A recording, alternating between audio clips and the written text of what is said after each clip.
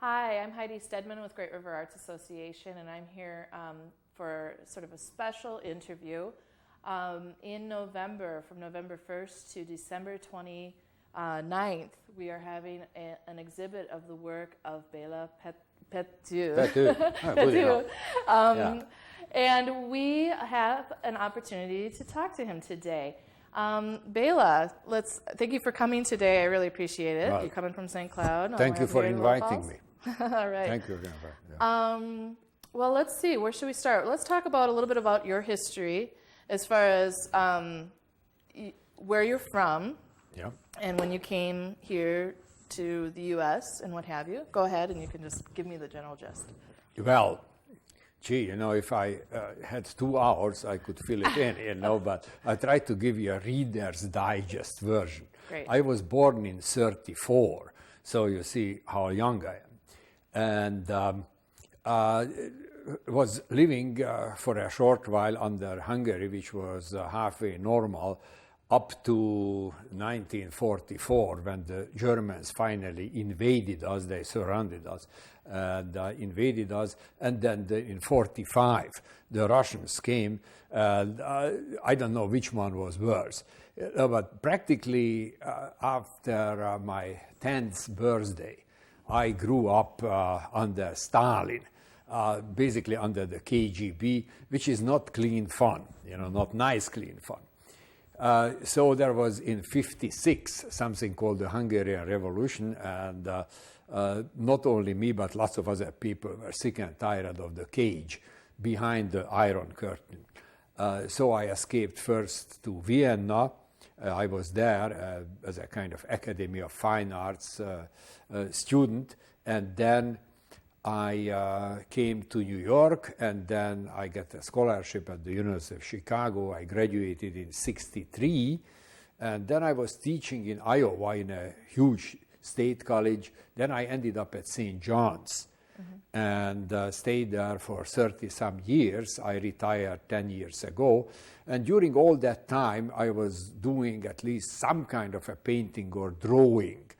And this very quickly brings us to this show, because this show has something to do with the basic fact of life. And what is this? That I am 73 years old, and out of this 73 years, about 52 were spent in producing art. So the amount is staggering, but in art it is the quality and not the quantity. So what I try to do is survey this kind of, the period between 52 and 07. I didn't figure out, how many years, 50-some, I don't know. I was always bad. Right? 55 years. I was always bad at math, So plus as a crazy... That's why you're an artist. Yeah, that's it, because I'm a failure in every decent field, so yeah. So, and what I say, there is going to be a little kind of manifesto on the wall. What I'm saying that at different period of your life, you are interested in different things. For example, the young artist is interested in 2 things. He or she realizes that he or she doesn't have too much technical skill. In plain English, they have to learn how to draw, what kind of techniques are there, and that kind of worrying about mastery. And then the other thing is they worry about, do I have a place under the sun? Who am I? So these kind of existential questions, what is going to happen? What kind of future? How do I fit into these situations? And guess what? Instead of going to stargazing or some other kind of thing, the artist is painting or drawing self-portraits. And this is one of the most misunderstood branch of painting. So it's not as self-centered, or is it just an easy subject? Well, it is very economical because you don't pay model fee to yourself. Plus, it is risk-free because you can really blast yourself and show your glory and misery, and fears and hopes, and you can be brutally frank with you. And since Rembrandt, interestingly enough, Rembrandt was getting into this early self-portraiture up to his neck, and he's playing roles. Sometimes he is playing absolute stupid. Sometimes he plays a kind of haughty military officer, and goes through the total gamut of the whole thing. Now, I don't claim that I am doing exactly the same thing. Incidentally, I'm not in the category of Rembrandt, so don't get me wrong. We are not going to go down. But these things came out very sincerely for me. And of course, these are the kind of things what art galleries don't promote. Nobody is doing this. I sold quite a few of my landscapes and portraits and whatever. I sold about 3 self-portraits throughout the 50 years. Now you might guess how popular this kind of thing is. But, well, like it or not, in this show you are going to see quite a lot. Right at the beginning, and which gives the chance to the viewer to see the first section. They turn around, well, I'm not interested in seeing this guy anymore. Then they miss a lot, because by learning about yourself, guess what? You learn about the fellow human being, because first, like a baby, we are interested in numero uno. Yeah. But then there are numero secondo, terzo, quarto, and goes down the whole schmear, and so the more you learn about the eye, the more you are going to learn about the difference. Why is the other? Yeah. And so, so I had my own diversity course already when this was not fashionable. Yeah. So you are going to see diversity, speaking about diversity, mostly women. And I'm just fascinated, because unlike some popular magazines which promote only one type, a kind of long-legged, blonde, smiling Scandinavian airline hostess type. Yeah. I think there are some other types of women. I've heard there's other types of women. Last time I checked. Yeah. So and each of them in their uniqueness, character, it is fascinating for me, and this is what I try to pull out. So anybody who comes to sit for me knows that she is going to leave with something which is a tribute to her uniqueness, and not trying to conform her to the cover page of the Cosmopolitan, let alone the centerfold, So this is one of the great fascinations. And anybody who comes to me and says, well, gee, this is my high school picture, and don't you think that I look like Zsa Gabor? Hint, that she would like to look like that. No, honey, you don't. Because you are interesting, not because you might have a superficial resemblance to Zsa Gabor, because you are Jackie and Susie or whatever you are. Yeah. And the same thing with male portraits. Yeah. So I think it is so much more than somehow a glamorous version of the high school graduation picture. This kind of standard thing. Yeah. So you are going to get a bunch of those too. Yeah. Ranging from the femme fatale, to the plain Jane. Yeah. Yeah.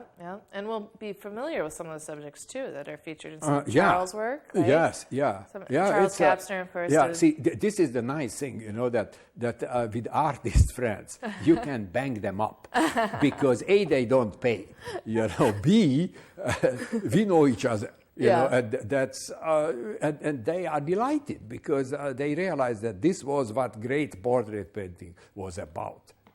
Yeah. Throughout the centuries. Yeah. That's fantastic. Yeah. What are some of let's see, besides the paintings of women or of yourself?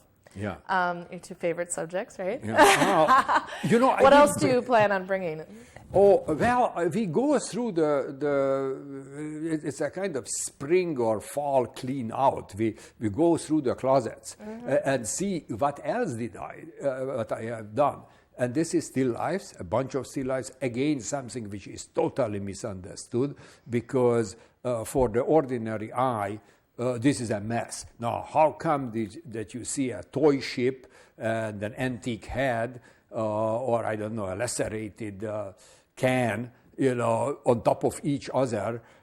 So somebody should clean this thing up. You don't look at this kind of thing, On the other hand, by the kind of judicious juxtapositions of diverse and very, very different objects, you can create a kind of strange feeling of a different dimension. There is a kind of secret life of those objects.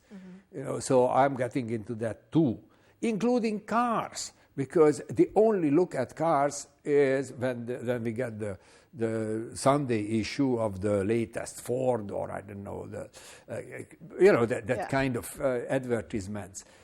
In a certain kind of context, cars have their own personality. And of course, I did not discover these things. As a matter of fact, this is the problem with the darn show. It is not original. If you define originality as something, where you have an eye painted here, and then there is some kind of sewer pipe going through the painting and spreading all kinds of things, and then it is computer controlled, and at a certain point the whole thing blows up in frames. Nobody did this anymore before, So you are original. Yeah. As far as I'm concerned, this is the originality of the insignificance. Yeah. It is not saying anything. Yeah. But I am trying to, basically, sharing. I say, look, this girl might not make the cover page of the Cosmopolitan, but in her uniqueness, she is just as beautiful than any of those. Or look at this landscape. And then we are going to have a bunch of landscapes too. And in good old days, I used to travel all over the place, mostly in Europe, mostly in Southern Europe, in Italy, Greece, Southern France, and Salzburg, and that kind of thing. So I just grabbed a few of those things, and most of my work is sold. So it was a pretty painful thing to knock on the door. Well, gee, can I have that painting back? So this is private collection work, which is really a unique show for Great River Arts, because we usually have things up for consignment and for sale, and a lot of these are private collection pieces of other people's work that there are some people who resell things, but those are gangsters, But the kind of thing is, that. There are going to be some pieces for sale, to be sure, but the overwhelming majority is already past, and sold. You're still working. I am still working. I have a little bit of an arthritis here, so it's I can go out to the used body part shop and get a new forearm, But so far, it would be fun, isn't it? Yes, I'm bringing it up to 2007. So we are right here, a few of those things. As a matter of fact, the more interesting things are perhaps the most recent ones, So self-portraits, portraits, still lifes, landscapes. And are we incorporating some of your notebooks? Yes. Yeah, good that you mentioned. I tried to show quite a few sketchbook pages, and then you kindly provided the show with this glass cage, and then we can just leaf through. I don't mean that everybody comes in and goes through everything, but they are going to be just leaves through, and lots of intimate things. For example, I have a wonderful wife and two wonderful daughters. I used to have a wonderful dog too, but the dog died. The three other items are still available, still here, And but those little things in the past aren't necessarily like the few sketches you had of your daughter. Oh yes, I have quite.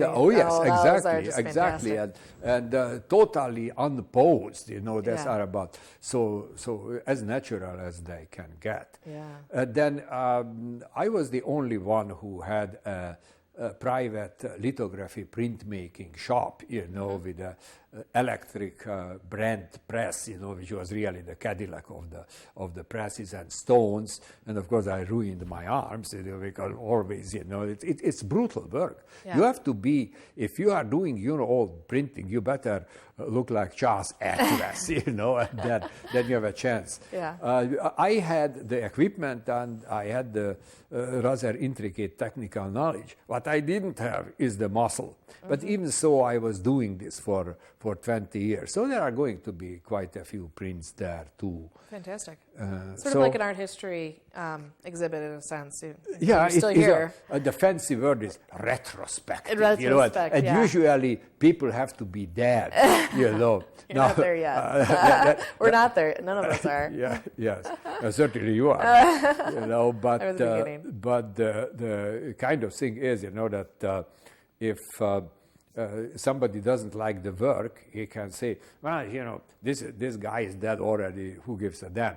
But then it turns out that I'm going to, in addition to the reception, I will have a kind of artist-led guided tour. Yeah. Then we can go through, and then people really can stop me and say, oh, who is this ugly-looking fellow? Oh, this is a self-portrait. Oh, I am sorry. Why do you, or is this Raquel Welch? No, she's a girl, at Sears, or at Cobb, she helps packaging, because I just love to make my own discoveries, and you find fantastic faces. I'm interested, and I'm sure people at home would be interested in this, but when you paint someone, what's the process you go through? I mean, do you take a picture of them and then paint it, or do you do it live? Or mostly, unless the person is deceased,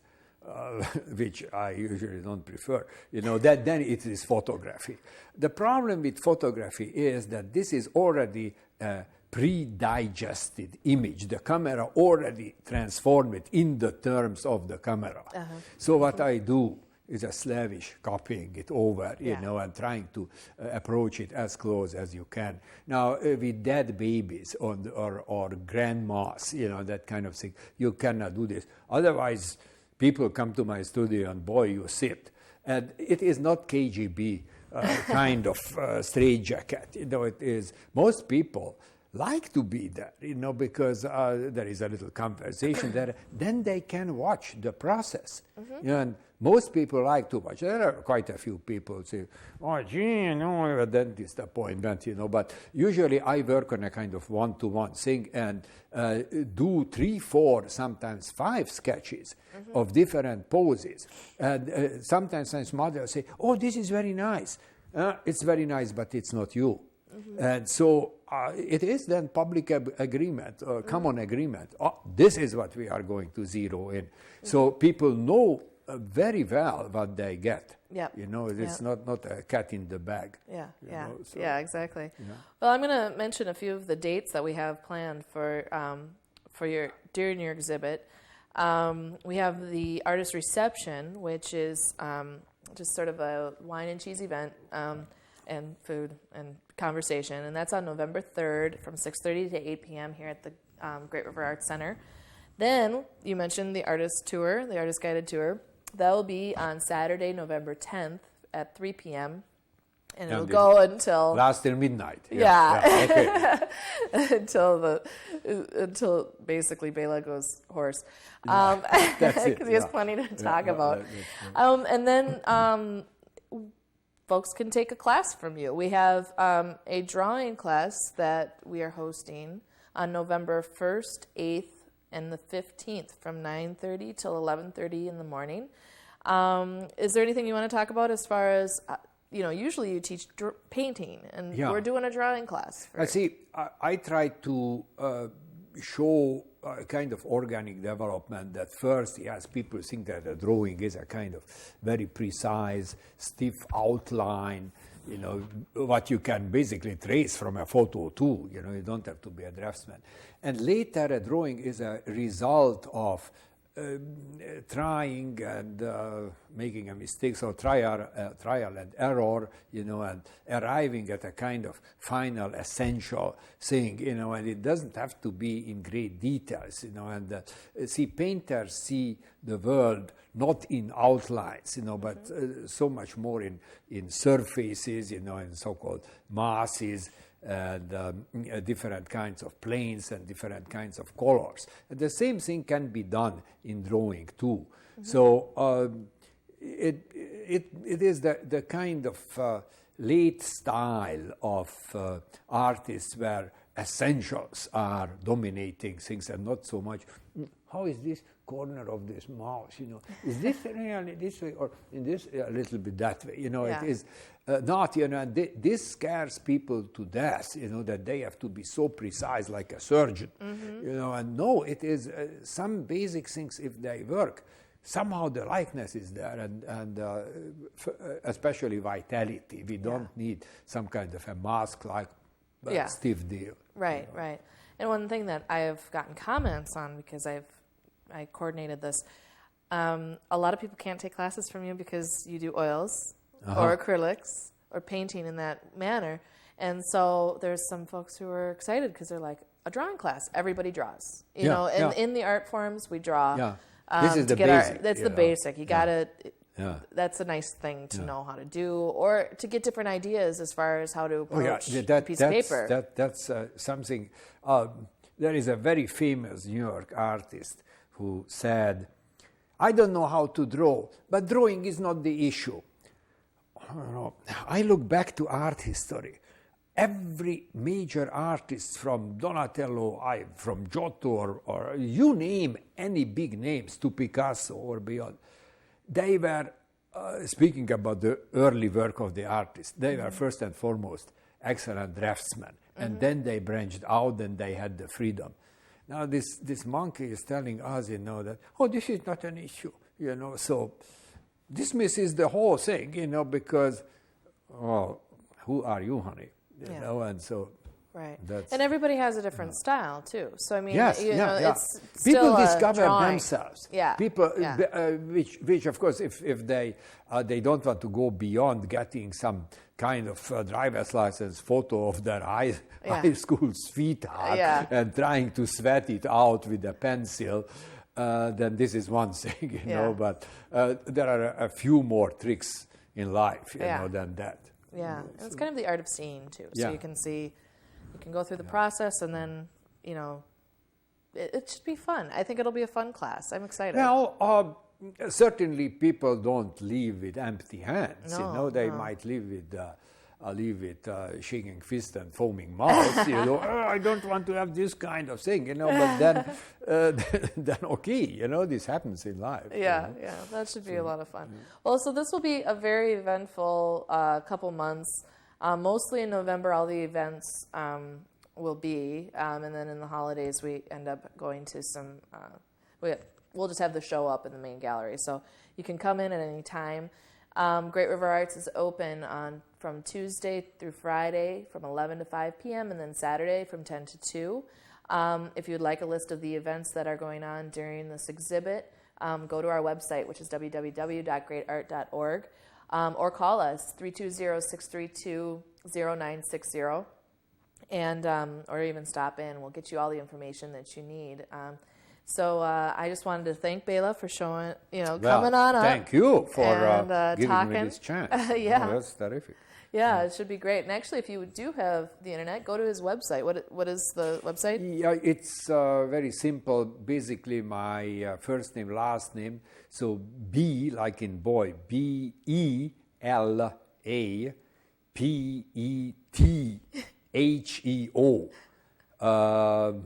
What is this? .com. .com. Because see, I mix this dancing up, with my with the email address, which is different, But this is the website. Yeah. You have to do lots of double clicking, Then you see basically this division of portraits, still Yeah. life, watercolors, drawings, prints. Yeah, you know, yeah. so But it's quite otherwise, come on in, extensive, yeah. you know. Yeah, But just in case you have to pre-screen this guy, make yeah, sure yeah, he's yes, legit. exactly. This is if you go through, you can make a very clear decision. Yeah. This is exactly what I'm not interested in. You know, then you save Isn't that just gas wonderful? and money. You know, so here we are. Yeah, well, wonderful. Well, thank you so much. Well, All right, and we I want to appreciate thank. your We kindness definitely want to here. thank the Five Wings Arts Council for funding this year's arts exhibits, and for our members who also do support it in their own way. So, thank you, and have a great day.